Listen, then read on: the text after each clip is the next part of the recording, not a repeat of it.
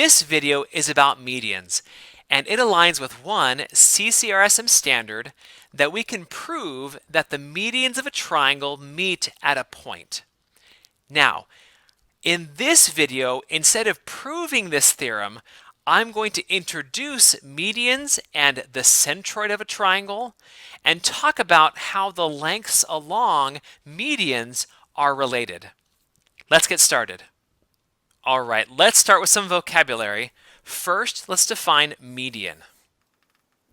The median is the segment from a vertex to the midpoint of the opposite side. Let me show you some examples of medians. If this is the midpoint of this side, and I connect the vertex with that midpoint, that is a median. And if I connect this midpoint to this vertex, that's also a median. Okay, or over here, if I connect this midpoint with the opposite vertex, that is a median. Okay, or if I connect, let's say, this midpoint with this vertex, that's a median. Okay, and there really are three medians for every triangle. Okay, and the concurrency of the medians triangle theorem and the concurrency of medians of a triangle theorem state that those three medians, if I draw a third one in here just to give you an example of that the three medians are all concurrent or intersect at the exact same point. So this point right here is where they are concurrent. Now, the name of that point of concurrency is called the centroid. The point of concurrency of the medians of a triangle. And every triangle has a centroid. If I draw on all the medians, I get the centroid. I hope you get the idea. Okay, let's look more specifically at the concurrency of medians of a triangle theorem, which states that the medians of a triangle intersect at a point that is 2/3 of the distance from each vertex to the midpoint of the opposite side. So there's some lengths here on the medians that we can use. So here's an example of triangle ABC. Here's triangle ABC. And the medians of triangle ABC meet at point P. That's the centroid. And AP, this length right here, AP, is 2/3 of the length of AE. Okay, that this point is 2/3 away, like on the length AE. The length from AP is 2/3 of the length to AE. And similarly, BP is 2/3 of the length of BF. Right? So along that median, that it kind of partitions it to be a 2/3 and 1/3 ratio. Okay. Similarly, we have CP, this length is 2/3 of CD. Okay. And also the point at which they are intersecting is called the centroid. That's here again. Okay, so let's use these ideas of centroids and this 2/3 and 1/3 of the full length. There's some patterns there that we should be familiar with. Given that G is the centroid of triangle ABC, find AD. So this length right here is AD. Well, I know if G is the centroid, that D must then be a midpoint, which means AD must be 12, the same as DC. So AD is equal to 12. All right, let's find FG. FG is right here. Now, this is interesting. FG is along the median AF. Is along median AF.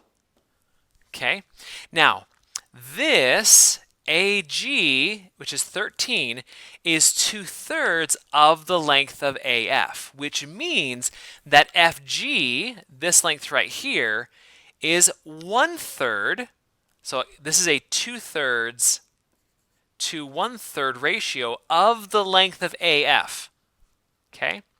So what that also means is that GF is half of the length of AG, meaning that FG is half of 13, or 6.5.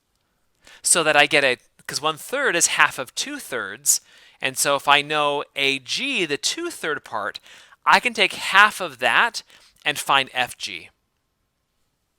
Okay, finally, let's look at BD. BD is right here, this whole length. Okay, and I think that 2/3, 1/3, or this is 2 parts to 1 part is really helpful. So if I know that this length is 10, that's the 2/3, and this length right here is 1/3 or half of 10. This must be 5 down here, which means I can now add together 10 plus 5 and know that BD must be 15. Okay, so there's a lot going on here actually, whereas from the centroid, you get a 2/3, 1/3 ratio, so that ratio is a 2-to-1 ratio.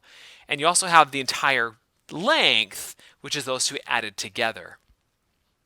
Okay, point G down here below is the centroid of triangle ABC. Same thing as again.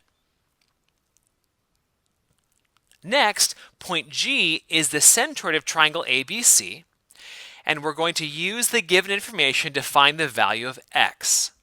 Okay, so we'll set up an equation and solve. So in this problem, we're finding that the CG, this length right here, which is 2/3 of the entire median, this length is this 3x plus 7. And I'm also told that CE, this whole length here, is 6x. Okay, so I will set up an equation, and I know that CG is equal to 2/3 the length of CE. So I can plug in the expressions of what they're equal to and find that 3x plus 7 must be equal to 2/3 the length of CE, but CE is 6x. Okay, so I first want to multiply 2/3 times 6x, and the way that I do that is I think of it like a fraction, and I'll multiply the tops together and the bottoms together, and 2 times 6x is 12x, divided by 3 times 1, which is 3, and 12x divided by 3 is 4x. So instead, for the sake of space, I'll write 4x on this side. Now, 3x plus 7 is equal to 4x. Let me actually go sideways on this. And if I subtract 3x from both sides, I'm left with 7 is equal to x. Let's try one more problem like that. FG is x plus 8, and AF, this full length here, is 9x minus 6. Well, now FG is not 2/3. FG is from the centroid to the midpoint. That's 1/3.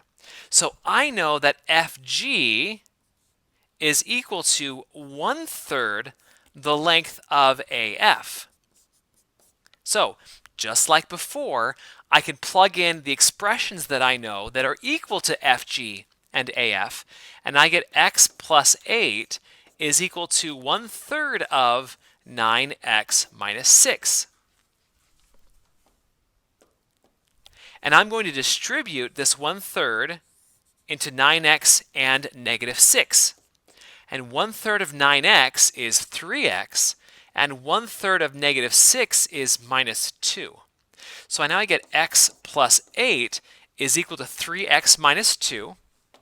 I will solve that by, actually I'm going to go kind of up here so I have some more space. I'm going to solve that by subtracting x from both sides. And I get over here 8 is equal to 2x minus 2. And then I will add 2 to both sides. And I get 10 is equal to 2x.